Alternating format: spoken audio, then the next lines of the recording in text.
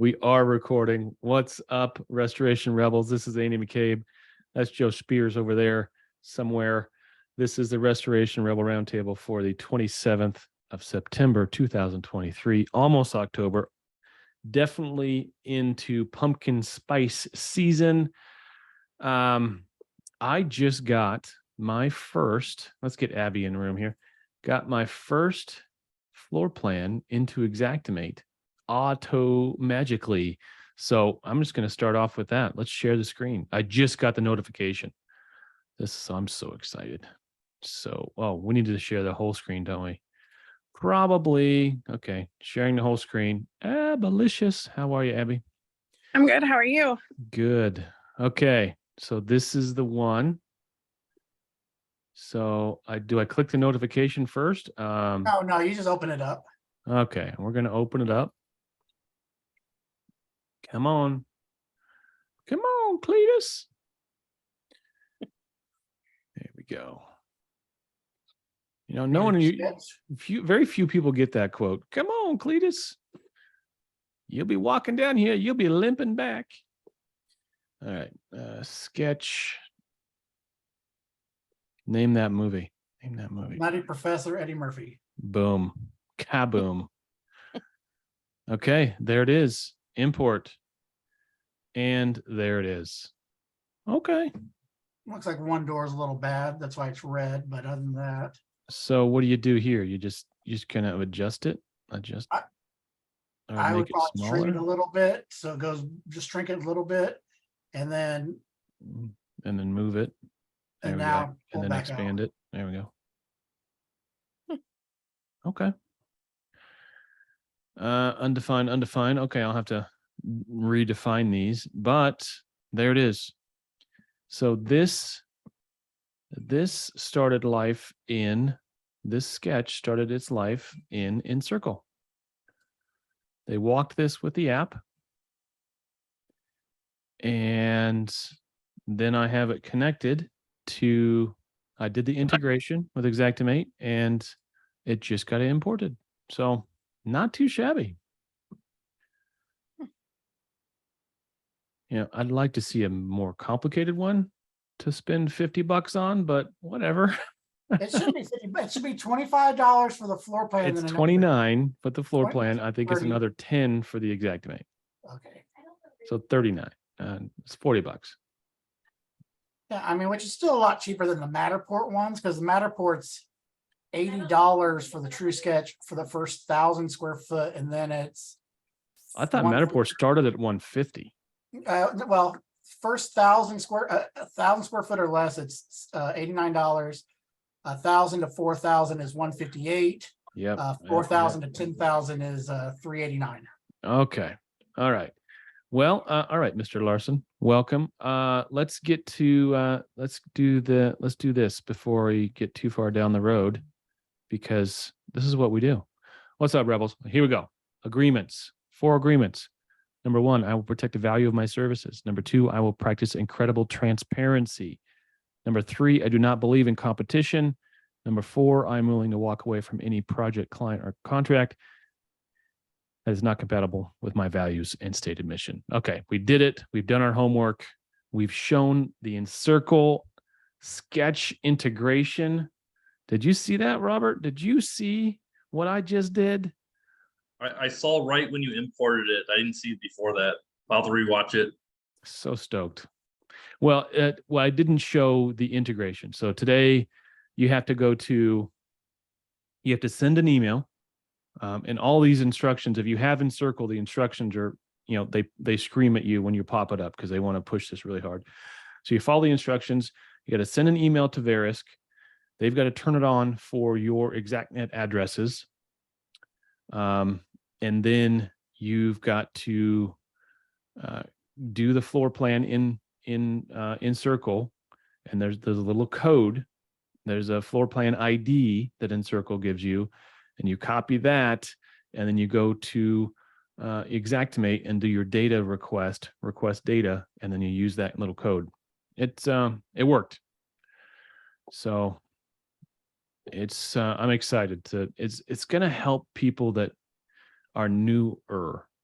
Like like if you're brand new to the industry, and if InCircle is going to check a lot of boxes for you, where a lot of guys stumble on sketches, they stumble on pictures.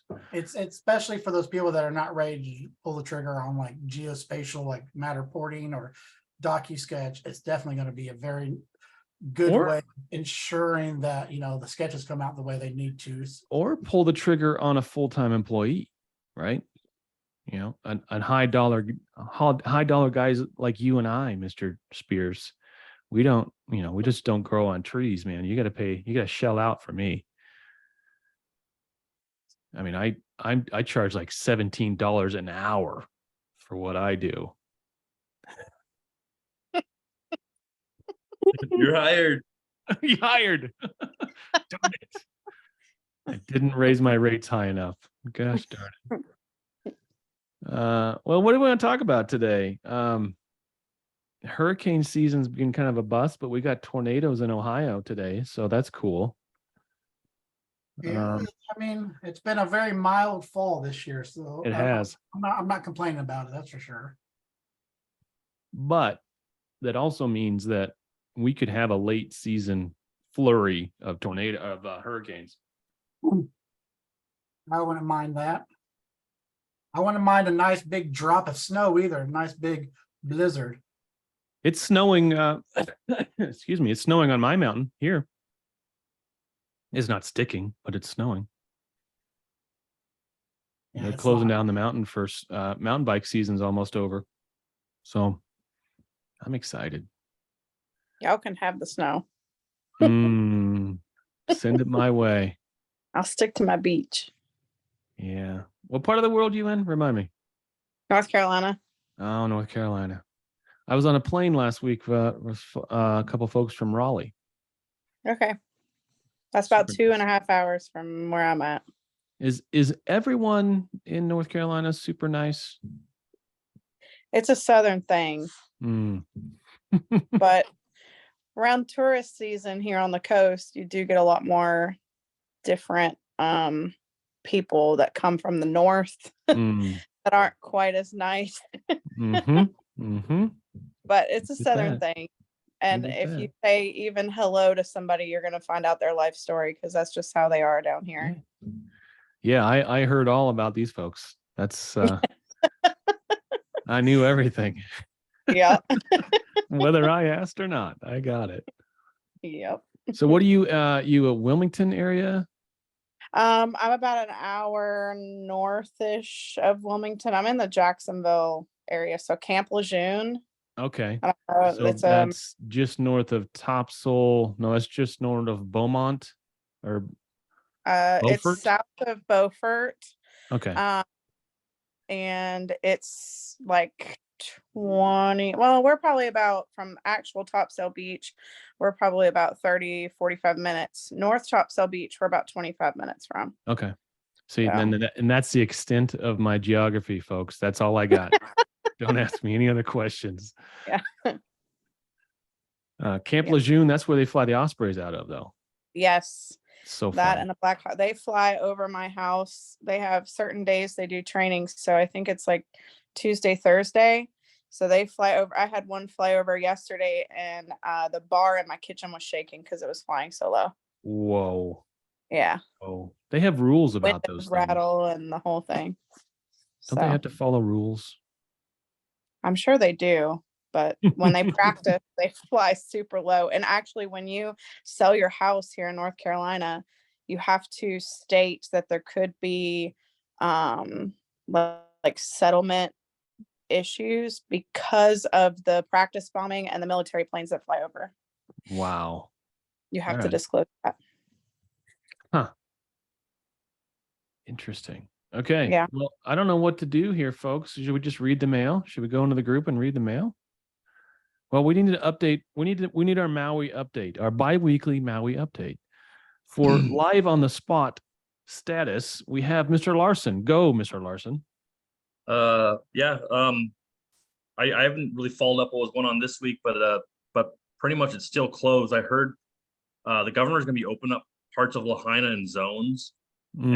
And when they open up a zone, then the the resident who lives there or tenant who has proof that they live there can go up there to, I guess, go to their property. But they're still in phase one of cleaning up, Lahaina. How much longer are they going to be doing asbestos and stuff like that? So phase one, the EPA, they're only doing anything that's visible in I guess in the direct path of hazardous material cleanup. Phase two will be, I guess, the actual cleanup of Lahaina. And that will include any remaining asbestos and I'm assuming whatever else that they left on properties that have to be cleaned up. There's been a main contractor who's been awarded the contract by the Army of Engineers. So we're just waiting to see how everything else pans out. So there's one contract for debris removal. Yeah, they got the federal contract for the cleanup. What do you think they're gonna do? They're just gonna start pulling up big old barges, empty barges, and loading them up, and then taking them midway and dumping them out, or what? I don't know. Maybe Nevada will dig a big hole. But yeah, I'm not sure how they're going to do it because the dump on this island is very limited, and for asbestos debris disposal, it's only 1 day a week, and they only accept 400 bags at one time. So if you had like 200 bags and someone else has more than 200 bags, then you have to schedule for the following week. So I'm not sure what they're going to do. They just talked about, I heard something about where they're opening up another location to temporary put material. Yeah, that stuff doesn't stay on island. It's gone. They get rid of it. Gotta get it put on a big old bar. No, they bury a lot of it here actually. Really? And they GPS track where it's located. Yeah, I don't know what they're gonna do though. Who knows? There's some guy I mentioned that like he does a lot of this in the mainland. They just fill up containers full of the debris and send it to Nevada, and they bury it somewhere out there. So, Well, they've got that. You guys gotta have that big smelter over there. What's it called? Oh, Kilauea. Yeah, that's a good. the volcano. They should just it's like nature's recycling. It just melts into the lava. All right.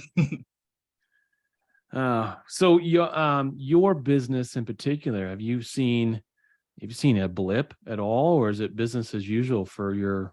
I mean, you do mainly water damage, right? Water, mold, asbestos, lead paint. Okay. What happened in August? I had a dip, like a downturn because jobs that I bid on in Lahaina no longer existed. Buyers up in Kaanapali decided they didn't want to buy the condo and remove any of the asbestos due to the fire. A lot of buyer just pulled out of escrow because of it. And then with the whole mayor and everybody and the governor saying don't go to Maui, they pretty much canceled like everything for like the next 2 or 3 weeks after it. So like it was a huge lot of businesses like lost a lot of business because this is like 80% tourists, this island. Yeah. When people talk about Hawaii, they're either talking about Oahu or Maui. That's like the two locations. So yeah. So yeah, I mean for me personally, August was dead. Scary. You gonna make it? You gonna get it through? You gonna pull through? Oh, absolutely, for sure. But yeah, there's gonna be a lot of opportunity for cleanup. So we're just waiting for the official contract to be signed, and then our part going forward. You should start a training company and for free labor. So here's the deal. I'm telling you what your business plan is going to be. You're not going to hire any technicians. All your technicians are going to come from stateside, and they're going to come and work for you for free just for being able to come to Maui and the experience of learning how to be a water damage technician. See, I just cut your labor cost, man. Yeah, that'd be nice, right? Well, all right. Thanks, Robert. Thanks for the update.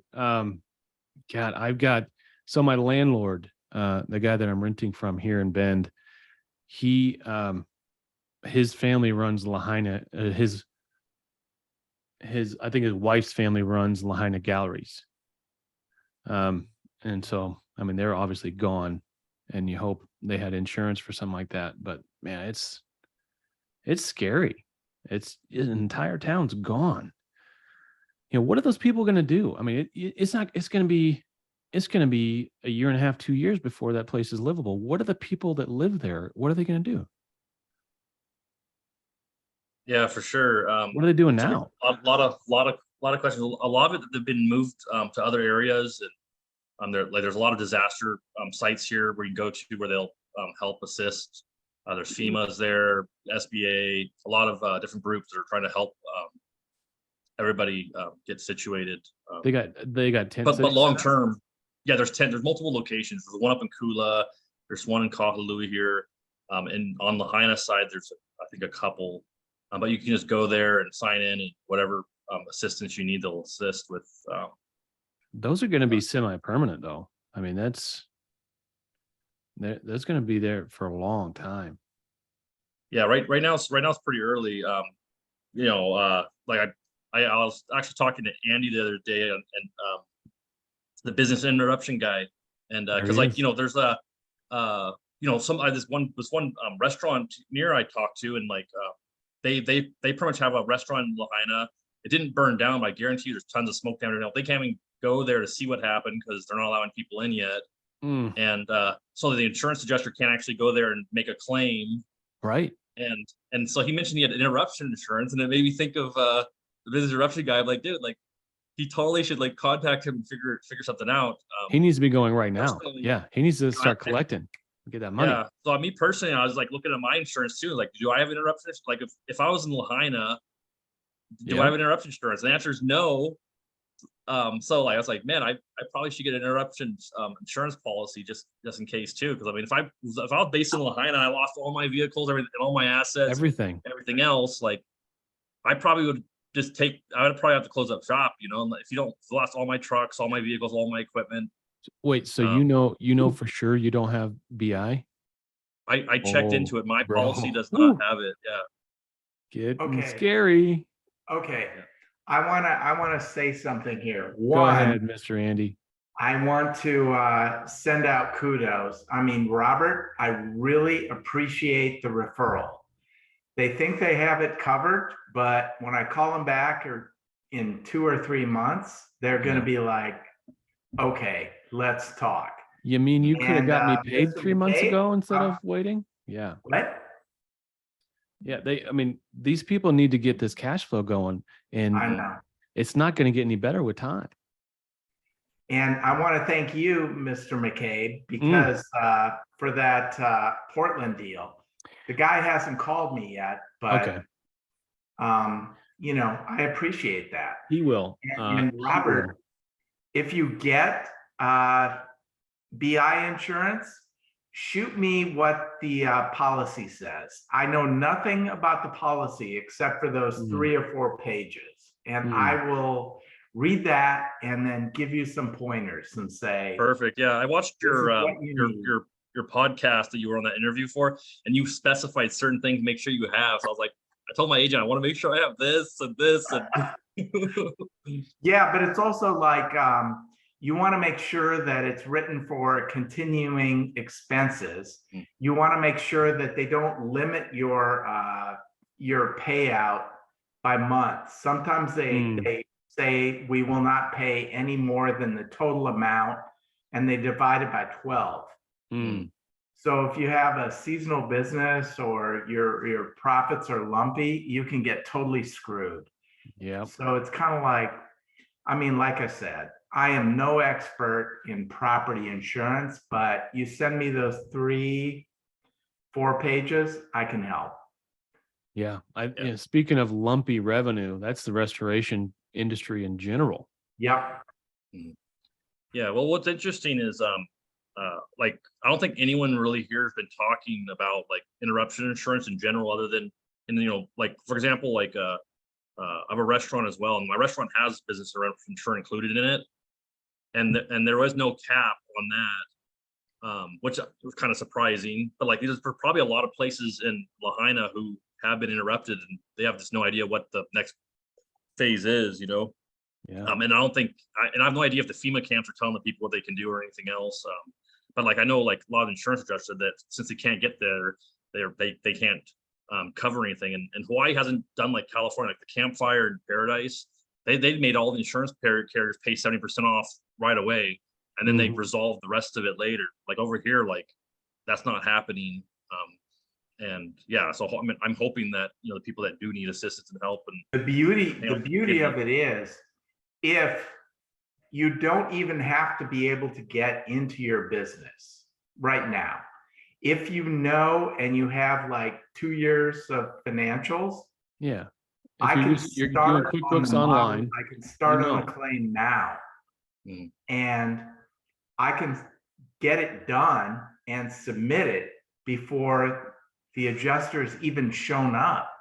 And then when they start having arguments about the fact that, you know, you did it wrong, it's overstated, you're not doing it the right way, this, that, and the other, all these arguments and discussions can occur while the loss is still running, rather than waiting a year from now, Yeah. when A it year from takes now, these 3 businesses months are to dead. get those discussions. A year from now, without business interruption, being paid, these businesses don't exist. They're gone. Yep, They're off the map.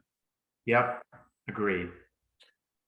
Yeah, I'm sure a lot of them already are off the map. I'm sure there's some big money coming into Lahaina right now, trying to buy as is property. I'm sure Oh, that's a booming business. What's the situation with isn't there like a homeland or what's the act in Hawaii that provides Yeah, Hawaii Homeland, I forget it off the top of my head, but yeah, I know what you're talking about. So the Hawaiian homelands. you think they would step in and protect? I mean, you think they would, from Yeah, I haven't been following all the news and all the articles or anything else, so they very well maybe, but yeah. Hmm. Um, Okay. I never Well, wasn't affected with a house or anything, so I never really went to the disaster camp and really see what was going on and what's off. But I did go in once to take a look at it, and yeah, I mean they're pretty organized, and there's tables, FEMA people, and there's I think from 4 or 5 different organizations are all in the same area, so to get anything and everything you might need. good. Well, at least there's that. All right, let's check the mail. Let's just go to the page and see if we can answer some questions. I mean, if you guys got something, just speak up. Say, hey, I want to talk about something. But in Well, the meantime, I'm not sure if anyone uses the drones, but the FAA delayed the requirement for the new tracking. oh, they did. They did, yeah. It's supposed to start the 16th of September. They delayed it, I think, till March 16th. And then they have a list of ongoing drones that have the new well, technology. I was about to buy a Mini 4 Pro this morning, so that would have those come pre-wired, right? That could come. Yes, yep. But I think I saw that the Phantom 4 edition 2 or something, revision 2 has the technology. Oh, really? They Phantom released 4 Pro? some new, and I think the Maverick 2 Pro Okay. has it in there, but they never activate it. So I think through software they're going to activate it. But there's a Okay. list ongoing. It's one of those rules that the FAA's throwing out that like I wasn't aware of it till like a month ago, and I was just like, holy crap! Like, Well, no one, getting your part, what is it, part 102, part 104, 107. Yeah. 107. That used to be like the thing. And, I would, every time I got my drone out of my bag, someone would say, are you part 107 certified? I think that's gone. I don't think people really, it's like, I'm still not part 107 and I probably never will be. So is this going to force that though? Well, the part 107, pretty much you're required if you're doing anything commercial other than recreational, you're required to have part 107. Right. So if you're just a recreational pilot, That's why I'm always on vacation. Now where I am, I'm on vacation. But they were cracking down initially, like you said, like now it's like kind of past where they're not as bad. But they're cracking down a lot on like YouTubers and stuff like that because they're making revenue off their videos, and they're really cracking down on them on getting part 107. Yeah. And all right, it's probably still in my future. But I tried to take that test once and I failed like really badly. It's like, Yeah. Well, what's interesting I don't know is even know what an airplane looks like. That's how bad I failed at this test. so I looked into it. I don't have my 401, my part 107 yet. I went and bought the class like a month ago. That's why I got the notice that remember 30 days from now you're required to get the new remote or whatever. And so I took my rotorcraft license. I'm actually a helicopter pilot. So Oh, okay. rotorcraft is actually cheaper to take the class online and get the certificate versus trying to do an add-on to my rotorcraft license. Really? Because the current stipulation, you have to be current, 3 takeoff, 3 landings, airport operation, yada yada yada, and then you got to pay the flight instructor to review some information and then sign off. The cost of that's more expensive than just paying the online take the test. Yeah, just take the test as if you're a civilian. Okay. Yeah, exactly. So were you flying? Were you flying for like Hawaii helicopter or something? No, you know how I actually came out to Hawaii to fly helicopters. That was my dream, and then reality hit after I got my pilot's license that no one's hiring 250-hour pilots. You need 1,000, 1,200 hours. Oh, And then they're like, then the school tries to sell you on, build more time. You can pay us another $45,000 and you can be a CFI and teach other people how to fly for the next 2 years to build time. And I'm like, that's not going to pay the bills, like no. reality hits and, you have either you do something else or you go somewhere 45 else. grand. Yeah, that's expensive. Advertised as unvaccinated. What's that? I mean, all the pilots are having trouble with myocarditis. Thinks because of the vaccines? Right. So if you're unvaccinated, that's a big thing right now. Wow. Who knew? Freaking COVID. It's never going away. Ugh. All right. Let's go back to the mail. Don't get me depressed. Andy, don't bring up COVID. Not in this room. Come I never on. used the word. Uh-huh. All right. Mr. John Snow wants to know if there's a formula for pounds of dry ice for coverage per foot. Yes, there is. And you're going to get it from either your supplier, like Mr. Compton said, or you're going to get it from the machine maker, whoever you're. I think there's only one US based dry ice blasting setup now. So what would you use to dry out and remove mold out of a car? No truck. Is this, yeah, that's it. I like Trevor. Trevor has my vote. I'm going to say thumbs up on a tow truck. There you go. We're not in the auto restoration world. All right, Aaron. Well, not only that there, but I mean, if you have mold, it's going to be on the carpet, and then to pull the carpet out, you got to pull the seats out. If it's in the seats, that's cushioning. Well, then it's going to be in the gotta seats strip it and off. you're It's toast. Yeah, it's just might as well be non-restored. Liners, everything else. Everything. Yeah, it's gone. Or just live with it, like I did with my first car. That's fine. Okay. I would say train tracks. Train tracks. There you go. Yeah. Just make it look like it just stalled. It stalled right there. I got away with my life. It caught fire. When taking moisture readings, how many people take readings under the sill plate using sill plate attachments? We have seen it take. Okay. Controversial here. I'm going to say this. Is this? You only need to do sill plate readings if it's wood subfloor on top of a sill or underneath the sill plate. If it's concrete, that's a treated piece of lumber. And therefore, as long as the main concrete is reading dry, it doesn't matter. You only need to worry about under the sill plates on wood subfloors. Good catch. Good catch. All right, Joe. Yeah. I'm going to second what you just said. That's a good point. You're going to get a lot of false positives with this just by the nature of having this concrete here. And pressure treated reads different than non-pressure treated. The fact that there's no and plus, I mean, there should be if it's done correctly, that sill plate should be installed on top of a foam pad barrier. No one does that. No one does that. Both do. Okay, he just put a couple of pictures of his trucks, but then asked a totally unrelated question. Here we go. from the perspective of a PM, I'm assuming project manager, does Albiware give the same type of detailed work orders as Dash? Now, I have never been a user of either, so I'm going to have to go to the peanut gallery. What say y'all? I hate work orders in Dash. They're a pain in the ass. What is a work order? What would you use a work order for? Pretty much you can import your ESX file or in PDF format into Dash, and it can read the line item and then separate it out. So you can say like, here's all the drywall work, put it into So one. like a production report. Yeah. So you can give it to a Okay. sub and say, here's how much. And then you take those and issue work orders as subs. Okay. Does Albiware have that same functionality? I actually have never played with Albiware. Neither have I. Neither have I. We used to have a guy in the group that could tell you all about it, but I kicked him out. All right. I'm going to get in trouble for that one, but I'm leaving it in. That was the truth. Okay. Tramax flooring kit.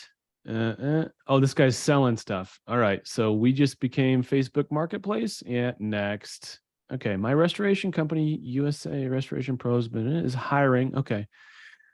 Get in line, Justin. Everyone's hiring. I like the next one here. You're going to like this one. I actually have an insurance adjuster from Nat Gin that put in writing that he wants me to violate UPPA. Okay, this is just a small excerpt. Oh, okay, let's do this. As a vendor contractor, you are not bound by law to charge any particular prices for your labor and material. Of course not.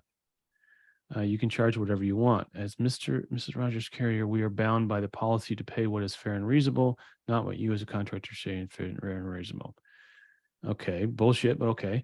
So if you want to settle this matter, we can discuss a mutual resolution. Difference of your invoice and our audited invoice is $2,800. One-time courtesy to resolve this matter. I will offer an additional $1,500. So he's splitting the baby on the delta between his fugazi valuation and an actual estimate. Okay, that's acceptable. I'm sorry, Mr. Smith. I don't see where the UPPA violation is. Because he's saying they're negotiating.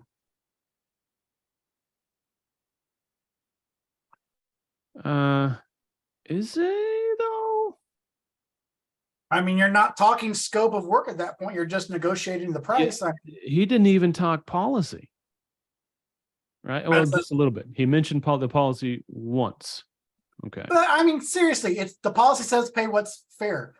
It's your job to tell me that what I'm charging is not fair, which is why you see my down there. No, I mean, I would, if you're seeing this argument, what fair and reasonable, I would carry around a copy of a policy and look at how we settle claims section, because that fair and reasonable is not in any insurance policy I've ever read. That's true. That's why my comment down there, you can read my comment there. That's what I said. It's right there, right there down. Okay. too. Yep. Well, I think it's dangerous. They don't want to, they won't invoke appraisal. They want us to invoke it. They're not. Yes, they do. Yes, they do. Yeah. Most insurance companies do not want to be the ones to invoke appraisal. But that's what this argument comes down to, is it's a difference of value or a disagreement in value, and that's definitely appraisable. If you have a problem with my scope of work, let's talk about it. But if it's the price, either pay me my money or send it to, or call for appraisal, because it's your job to determine whether or not I am being fair and unreasonable, or if my price is a fair price or not. Like, that's my price. Like, if you think it's not, then that's the difference. Right. I agree. Can a contractor charge $3,000 for drywall bill based off a subcontractor's bill, and then the subcontractor give $1,000 of the $3,000 back to the contractor? They can, but then they end up in fucking prison. So do that. Do as much of that as you can, because if you like other men and nakedness in showers, that's a great way to get there. Yeah, that's If you charge Xactimate pricing and then and that's the retail value for the work being done, and then you get a contractor to do it for less, it's not a big deal. If you knowingly have a subcontractor quote you $3K, knowing ahead of time they're going to give you $1,000 back, that is absolutely insurance fraud. Against the law. That is insurance fraud, racketeering, and all of the above. Now, if you don't know that they're going to give you a kick or a $1,000 referral back, and it happens after it's done, and you had no knowledge of it up front, it's a gray line. So, you know, this subcontractor bill is not a bill; it's a bid. He used a $3K bid, and then did he pay that contract that sub, and then the sub wrote him a check for $1K? Oh, this is all kinds of bad news. All kinds. Okay. When the homeowner decides to use a contractor of travelers vendor. Well, hang on. That's I'll accurate. give you a That's little accurate. insight on. I'll give you a little insight on that there because of why it got brought up. I talked to the gentleman privately. Oh, you're talking about Yeah. about James? Yeah. Okay. So originally he bid the drywall work to be done within the Xactimate default price list.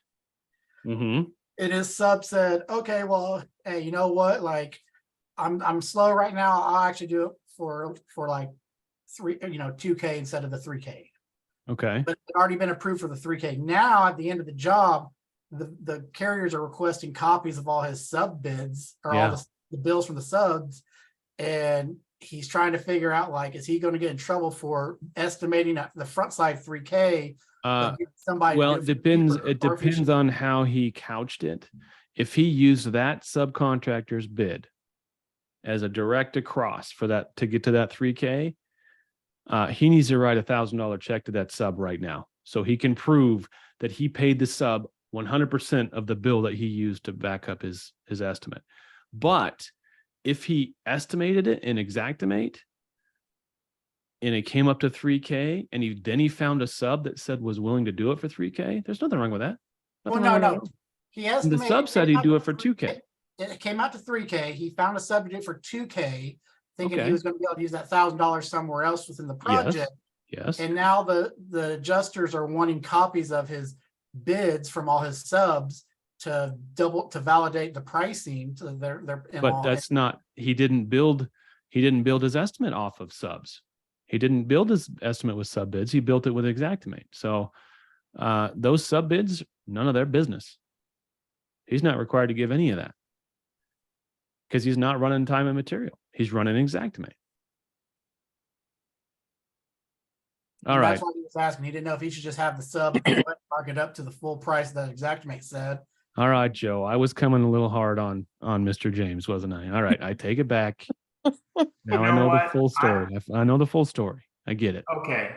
I'm not in the Xactimate world, but I watch LinkedIn and I'm noticing that David Herring. Do y'all know who he is? Oh, I think everyone here know who he is. Yep. Okay, so he's a good guy. I've noticed, like, in the last 2 weeks, he's like bitching about Xactimate pricing, and Really? he's making the case that it's too low.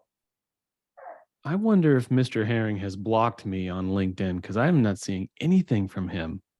And I'm on LinkedIn five times a day. I got one for you, Andy. I would like for you to weigh in on. So I know subcontractors that do it, that have their subs do what we out here in the Midwest call like a plus 30, minus 30. If you pay within 30 days, it's a 30% discount over the rate. So they'll charge $1,000. And if the general contractor pays them within 30 days, they only got to pay, $700 or $800 or whatever 60% is. It's like $600.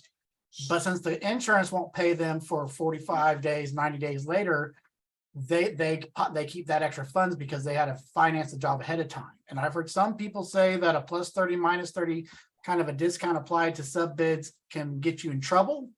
And I've heard other people say that it's completely fair. What's your thoughts on it? I think done ethically and transparently, it's 100% fair. It's where you start hiding those fees and hiding those discounts where you come into problems.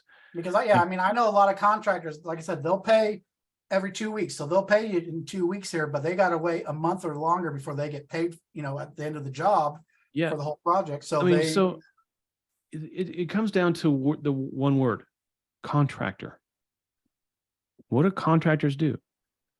They bid projects, and then when they win projects, they just do them for as little out of pocket as they can, and they make their money, their living on those efficiencies and those cost savings that they find, and they make money. That the difference between the costs and the total sell price is where they make their money. That's all it is. And we, in this industry, we just overly complicate that concept.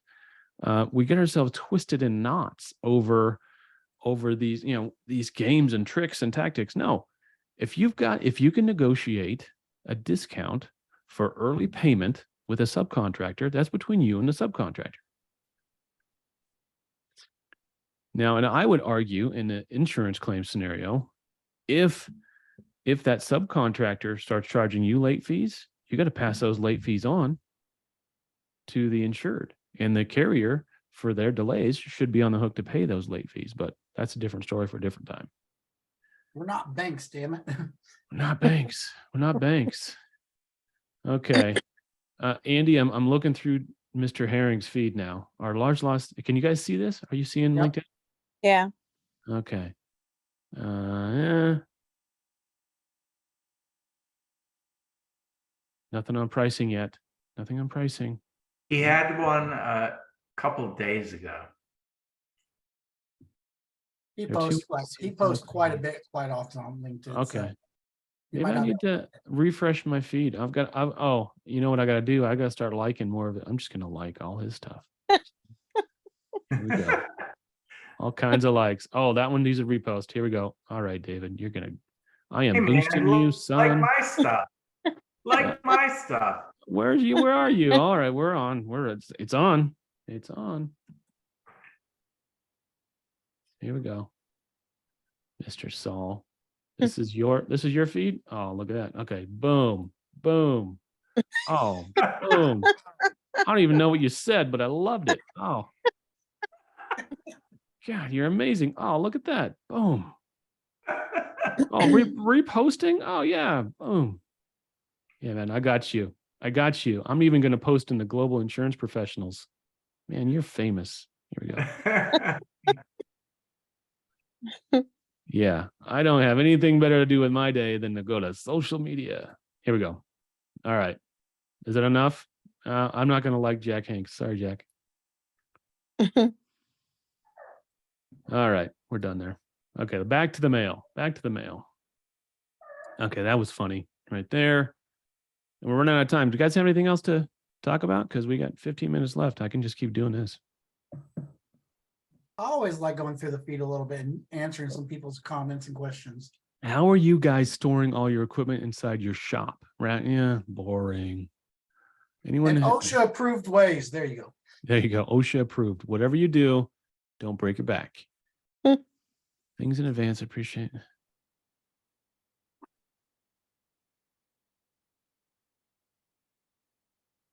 Oh, he's looking.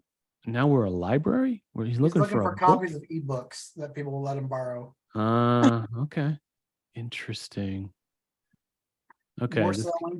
More selling. Facebook Marketplace. I like this one. Any experience cleaning a vinyl coated fabric? So that's okay, that's on below the insulation. Okay. It's cleaning up, but the stains are still bad. Vinyl coated fabric. The permeance level of that fabric is not enough to it's great enough that smoke will go through it. That just needs to be pulled and replaced. So it's not airtight? Yeah, it's not airtight. Like that shit just needs to be pulled out and replaced. Wait, this is not a before and after picture? That's I think it's the non-affected side. What? That's not smoke then. What is that? That's got to be water damage, like mold. I think I read that article. Even more reason to remove it. Yeah, I think by the time you mess with this, you're better off tearing it all out. That's what I would do. I would show But- I attempted to clean it, it failed, and now it's time to replace it. It's never Yeah. gonna match the other side. Oh no. Spray with some kills, you'll be fine. Oh, it's got to be mold. It's got to be water. Look at this speaker. This speaker's even covered in it. Yeah. Ugh. Yeah, rip it all out. But you know, if someone wants to spend an ungodly, insane amount of money to try to clean it, take that money, and then it's on them to replace it. So, if someone says, "Could you get a bio-essent dry cleaning dry ice machine in here?" Yes, ma'am, I can. Would you like a laser with that? Yes. Okay, let's get a laser and some dry ice, and we'll make it happen. I bet you could do it with a laser. My buddy's got a laser, but yeah, tear it out. Okay, can you all recommend reasonably priced piece of software to track drying logs and equipment? It's called Encircle. Drying calculations, Encircle. At this point in time, yeah, it literally, there ain't a better one out there. Encircle checks so many damn boxes. You're welcome, Paul, if you're watching. Here we go. I like Zach's here. This one here is nice. Good morning, community. I'm in a warehouse where the employees are claiming the entire ceiling is covered in mold. What would be a good way of removing it? Yeah, I do. This is dry ice. This is dry ice all day long. My response was, what did the IEP hygienist say? And what was his protocol? Right. That is the correct answer. That would be the academically correct answer. But What's interesting about this one is he posted a picture and it looks like it's a fabric. I'm not sure if it's like tar paper or whatever else in his comments. oh, he put more pictures in the comments. Yeah, there's one that he posted what the material looks like. There it is. Wow. That's the material. Oh, it looks like exposed wood in the other one. It looks like OSB or It's more of that fiberglass insulation shit that they hang underneath the metal. no, that looks like deck. That looks like like what? deck right there, decking. Or it's that fight with metal roofing. It might be the print or the stamp. I'm gonna zoom in. Oh, zoom in. Next time, if you're gonna post in the Restoration Rebel group, do a Matterport of that bitch, because this is just a picture. All right, just kidding. Sort of. I don't see any of that material hanging from there. That looks like naked wood sheeting. That's just a TNG decking. Huh. Well, Interesting. how many? You got 48 different opinions on how to do that. All right. I hope you got your money's worth, Mr. Zach.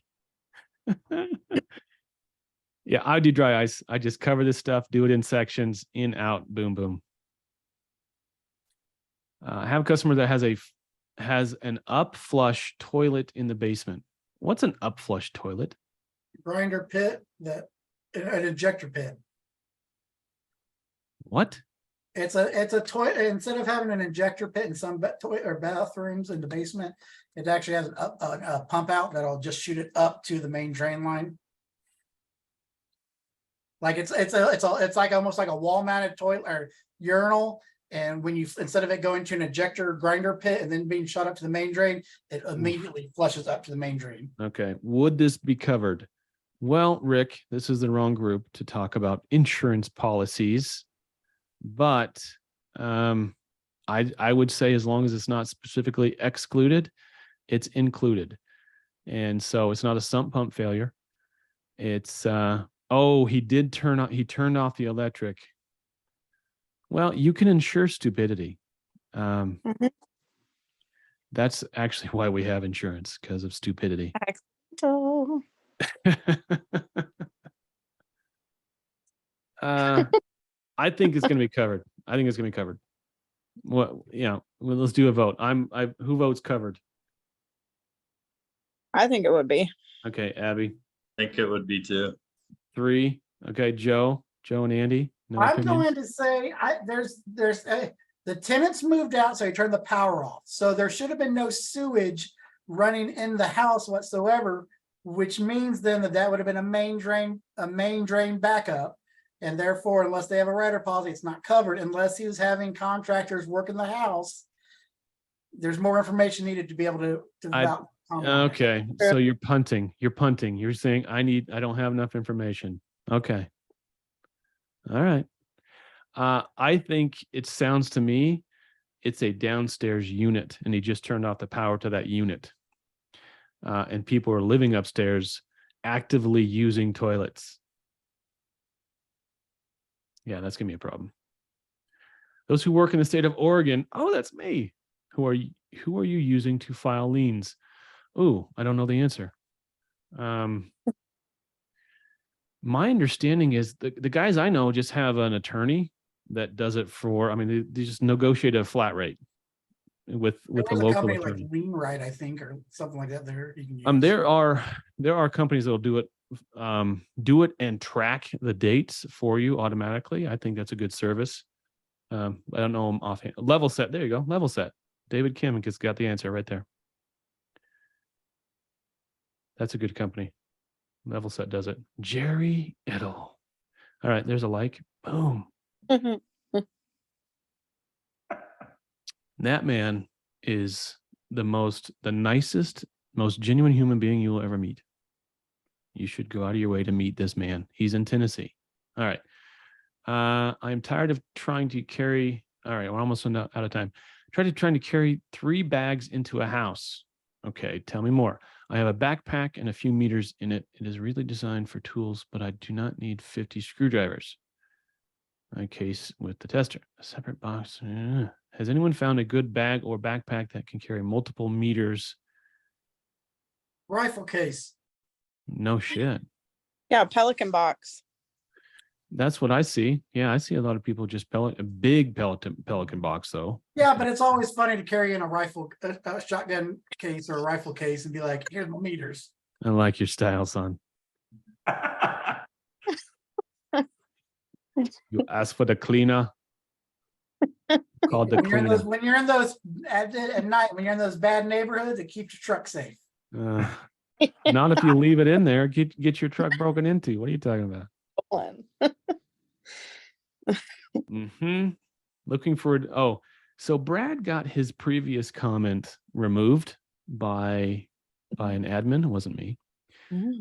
Because they said he was talking about pricing. So he's rephrased it here. So Brad, for your perseverance, we're going to read this nice and slow and answer your question. How about that?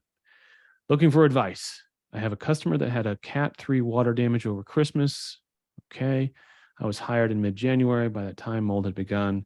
About 10% of the wetted condo. Set equipment, stabilized. Insurance moved her out. Original adjuster, you said 2 weeks. Insurance dropped the ball and forgot about her for a month. Original adjuster has been reassigned, of course. New adjuster denied ALE. Bullshit. God. Another couple weeks go by. New desk adjuster says ALE can't be denied, even though it states it clearly in their notes. Long story short, she has to go ahead and pull our equipment because her and attorney don't see an end in sight. What would you do? What would be a fair price for me to charge? I'm not looking for a dollar amount. I'm looking for, I'm going to tell you this, Brad. Whatever decision you make in business and in life, it really, it pays to ignore the sunk costs. All right. So your whole question presupposes the fact that you've provided value and now you've got to get value out.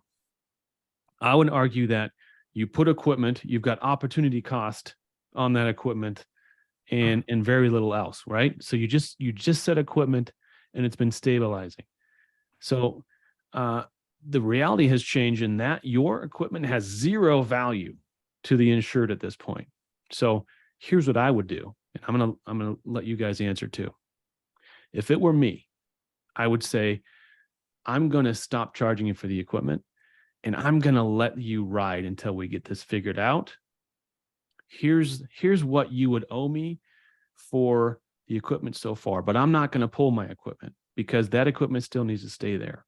Unless an environment's dry, which it might be at this point.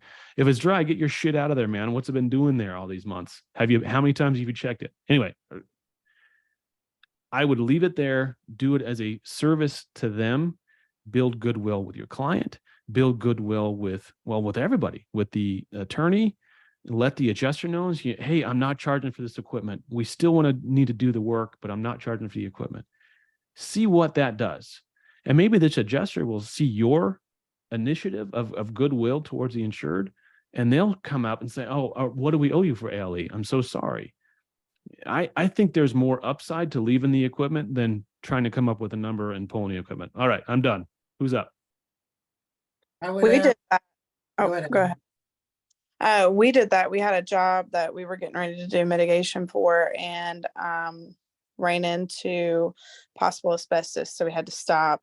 Here on the East Coast, there is limited availability for asbestos testing and abatement companies. Really? It took them almost a month to get a company out that I think actually came from Raleigh, and abate it. And we left our equipment there until the abatement company came, and then we removed it so they could abate everything, and then we put everything back. And we did the same thing because we had about probably 5 or 6 days where we could not actually get into the home to check the equipment. We had it monitored that it was there. We had record of it being there, but we didn't have the reading from the equipment that day. So I charged for all the days except for the days that I didn't have the actual reading for. And I had no issues. Yeah. But my other thing to this whole scenario that's going on in that post is, this is what happens when your customer waits on the insurance company for approval, which should have never happened from the get-go. Bingo. I am going to second there. I mean, your equipment makes no money sitting on the shelves. If you're just sitting on someone's house and you're forgetting about it until they call you back, then it's no different than being on your shelf. You don't need to charge for it. Now, if you are going out and monitoring it, which you should be to make sure the drains aren't getting clogged and flooding the house out and stuff, then charge for your labor, for all your labor hours, and then add in maybe a 20%, increase for the equipment for a little bit of usage. But on a stabilization aspect, I mean, I would have capped it off at a certain point anyways.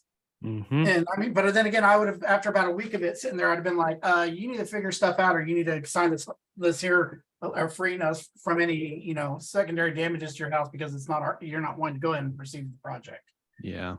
All right. What say you, Mr. Larson? I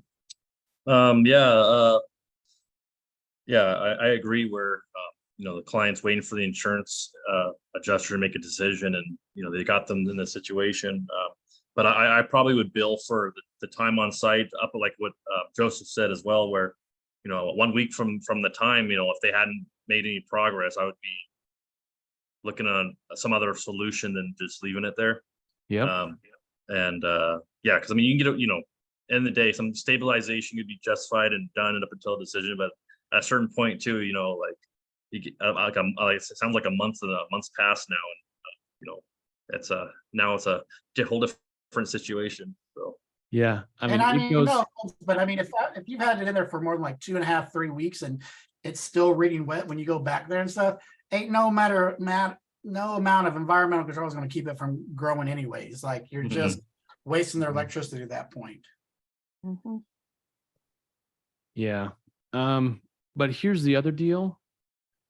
She might end up moving back into that house before any work's been done. Do you really want to? You actually moved out, it sounds like, right? Sounds like they were going to move her out. It's going to take a week or two, and then they forgot about her. Well, we set equipment to stabilize the environment until insurance moved her out. So it sounds like she's not living there right now. Well, they were going to move her out. They forgot about it. Then but she's running out of money. She can't afford to stay out at this point because they forgot about her. That sounds like an E&O claim, additional claim right there. Then, well, it made an error. It sounds like they're ripe for a lawsuit, but lawsuits take years. Yeah, we need a solution for this person that's not going to take years. Well, Like I if said, he's going to pull the equipment, he definitely needs to have inadequate drying and inadequate removal of wet contents liability signed off, because otherwise, who's to say that he wasn't leaving his equipment there with the intention of drying it out, even though nothing was removed. Like, he needs to have that signed if he's going to be pulling everything, and especially if she's moving back in. Yeah. And I would do, figure it up at weekly rates where 5 days is a week. And then fill it up. I mean, I can't tell whether it's been 2 months or not. Probably 2 months. call Ed Cross and make sure that your inadequate drawing form is legally binding if she's already got a lawyer too. Oh, good catch. That she's already got an attorney. Do you really want to fuck around with this thing? That's a great point. Yeah, I won't. If I know someone, I just went through a deposition on one last week where this lady told me point blank on, week 2 of our engagement, oh yeah, I've sued a lot of people and I've won. And it didn't register in my brain until I'm sitting in front of the opposing attorney getting deposed, like, oh, I should have seen this coming. I should have seen this coming. I mean, yeah, because honestly, guys, anyone listening, like a standard like hold harmless that says I've been made aware of the situation and I agree not to hold so and so harmless or at fault doesn't hold its weight. I've had homeowners be like, oh, it was just a little bit of sewage, just clean the carpet, I'll be fine with it. Well, when Mom and Pa Kettle's grandbaby comes over and crawls on there and gets sick from it, it doesn't matter if you have a hold harmless or not. You're the professional, and obviously you did not explain and educate them correctly enough to understand the dangers that they were signing off of, and you will still be held liable. Ma and Pa Kettle. If you're going to have a hold harmless, you need to make sure that thing is one of the most ironclad, looked over forms that you have in your whole. And even then, you are the licensed professional. You are going, any jury in the land is going to see you as the big bad guy taking advantage of the lowly little, homeowner. It's a tough road to hoe. Yeah, for sure. That's It why was when- interesting that I think it was last week, someone posted about a similar situation where the homeowner doesn't want to follow their professional recommendations. They're asking for a hold harmless agreement.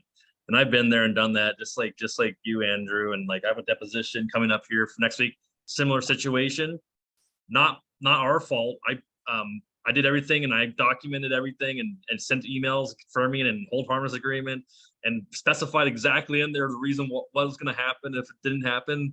And the adjuster is aware.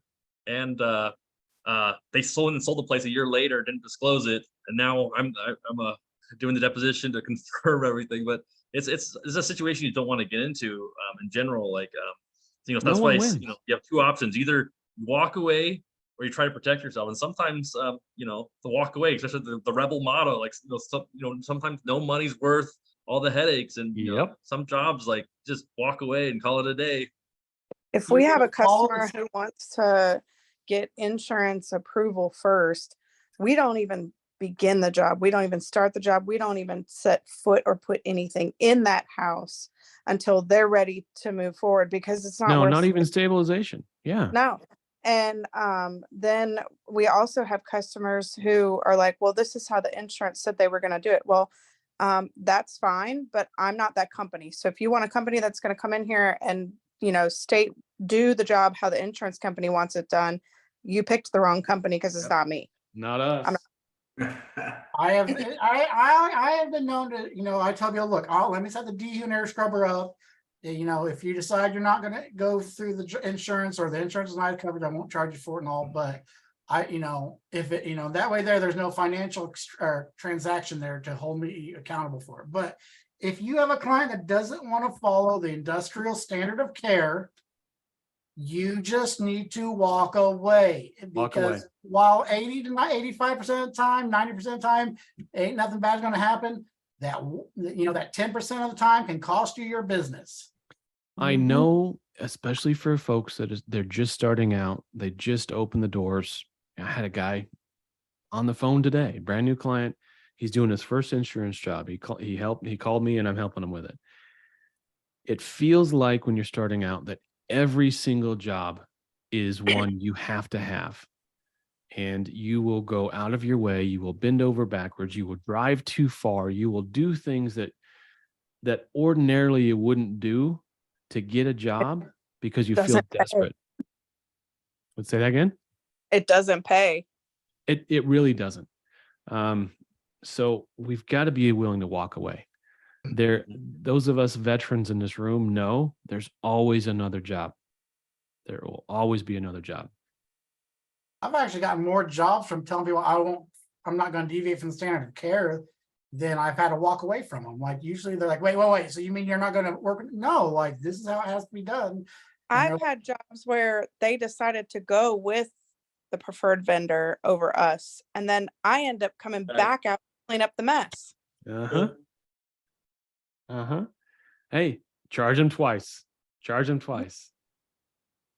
Yep. Hey, man, I can't tell you how many clients tell me, oh, we have an accountant. They can do the BI. Mm-hmm. Everything's handled. And then I call them back a month or 2 months later. Guess what? They want to talk. Wasn't handled. Exactly. Wasn't handled. I Well, would well, say just like- stand tall, do what's right. Yeah, it's just like, being in this industry in general, you learn a lot, and like business interruptions. I mean, I don't specialize whatsoever, but like if someone told me that they're a business interruption and they need somebody, of course I'm going to refer the business interruption guy, just like call this guy, he knows what the thing, because like, there's people that specialize in this work, just like we specialize in mitigation work or asbestos work or whatever work, reconstruction. Like I'm not a roofer. I don't go and bid roofs in general. I can. I'll just get a bid and tack, my percent on there and call it a day, but like, in general, like I wouldn't trust my accountant with my insurance loss. Just like I wouldn't check my accountant to determine if my house that flooded, come up with a percent of whatever else. I mean, you need someone who specializes, and that's what they do to deal with that. Your bookkeeper and your accountant don't do your taxes either. And there's a reason. Well, just like with the standard of care, if they don't have code upgrade, they still if you're going to put the house back together again, you still have to follow the code. Like I've had people, they're like, oh, they have to, you have to have GFIs within 6 feet of a water source. They don't have code upgrade. You still got to put them in. Like Still got to put them in. If a homeowner wants you to deviate from the standard of care, I mean, would you deviate from the code? No, you wouldn't. Like treat it like code and follow it or walk away, because at the end of the day, it's your business, and one bad claim, or well, one bad lawsuit will close you down, and the reputation you get because that person starts bitching to everybody at the church about how, you told them it was going to be safe and their baby got sick with diphtheria, and you've just lost a whole community. Yeah. Mhm. That's the truth. Learn it And from more the old fogies. ever, everybody is out to get something. Yes. Especially when those dollar figures, it's amazing what happens your first 2 days of a loss versus your 31st day on a loss, especially the major ones, where day one, everyone's friends. They're just like, oh, thank God you're here. I'm so glad you're here to help. But as soon as they get an idea, it's like, oh, this is $400,000. That's a lot of money. People just flip. Money changes the whole dynamic, and it'll happen on a dime. And if you're not contractually protected and set up in an intentional way, people are going to go for that money.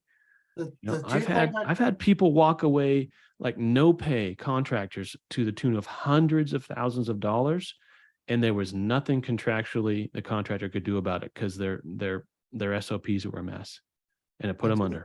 The two things I tell everybody, especially when it comes to homeowners and all, the first thing I was told a long time ago, one bad thing can ruin 10 good things you did for that homeowner, and vice versa. It's going to take 10 good things to replace one fuck up. But additionally, for all those people out there that, are always like, oh, we do both sides, we do full service. You might do full service, but never agree to do full service. Say, once the mitigation's done, we can do the repairs as well, but we'll address that once the mitigation is done. I've had way too many homeowners. Great advice. I've had too many homeowners. They all were great when we first got there, but by the time we were done the mitigation, we were like, we have no interest in doing your repair work, and Yeah. you don't want to be locked into it because homeowners can turn like a dime. Yeah, what's interesting to say that too is like, like you go to a water loss here in Hawaii, there's a lot of short-term rentals, like big business here, short-term rentals. And you're a hero, you come clean up the mess, do everything else. And then you're like, oh, it's gonna be 6 to 8 weeks to get you repaired. And then, they'll turn on a dime or like, wait, what do you mean 6 to 8 weeks? Like That's you can't revenue. be repaired in like 2 days. Like, yeah, good luck. Like, so I agree. with Oh, by the way, Joseph as do you well. have business interruption insurance on your short-term rental? One thing that I've done that sounds really weird but works is if you find out, I ask a question. I'm like, are you church people? And I know that sounds weird and Does. totally off the Explain wall, yourself. but it's like people that I do business with take referrals from or give referrals to. It's like, are you church people? And it's like, that solves a lot of the issue because, I mean, it just does. Like I said, I mean, I guys, thought we were in a don't ask, don't tell environment. No. Okay. Yeah, but I'm saying that, I mean, if people are morals, they have morals, they know what's right and wrong. I mean, you're a lot less likely to run into trouble if you're doing the right thing. And so you can have a contract, you can have whatever you want, but if you're dealing with bad people, it's going to cost you money. see, I've always been upfront with them. I'm like, look, Mr. and Mrs. Smith, you just met me, I just met you. Can we do full service? Absolutely. But let's make sure it's going to be a good relationship. Let's get through this mitigation here. This is the quick thing. It's going to take 3 to 4 days. And then as long as it makes sense for you and it makes sense for my business, we'll happily offer you the services to repair it. But if it doesn't make sense for either one of us, I don't want you to feel obligated to use us all the way through. And they're like, okay. And then I might, heck, there's been times where as soon as they said, I already knew in my head, I ain't going to do your reconstruction. But you don't want to put yourself in a position where you're locked in all the way around on everything, and like I said, and you want that. It's nice to have a natural pause, natural break between phases. And you just lay the groundwork. Hey, this is phase 1. There's going to be a phase 2. We may or may not be a good fit for phase 2. And break it up. And speaking of, some of the worst clients I've ever had, and I'm going to catch some shit for this, but some of the worst clients I've ever had Jesus fish bumper stickers. Okay. Some of those folks use religion as a weapon to kind of gain. It's a confidence game. It's like, oh, you can trust me when, oh shit, I damned if I did. So anyway, one of the worst things is that most people instinctively think insurance is cheap. Like the insurance people are wanting to go for the lowest bid, the cheapest option. Sure. And so they think that if it's that if you're billing the insurance this much here, if they had to pay for it, it would be this much. And when they find out how much it actually is, they're like, there's no way in hell I'm going to pay your prices. And it's like, that's the going rate. And people don't instinctively realize mitigation is really hard in that way, I did. Even on repairs, though, it's the same way. People start seeing how repairs. I think repairs less so, especially over the last couple of years where inflation's just gone off the charts.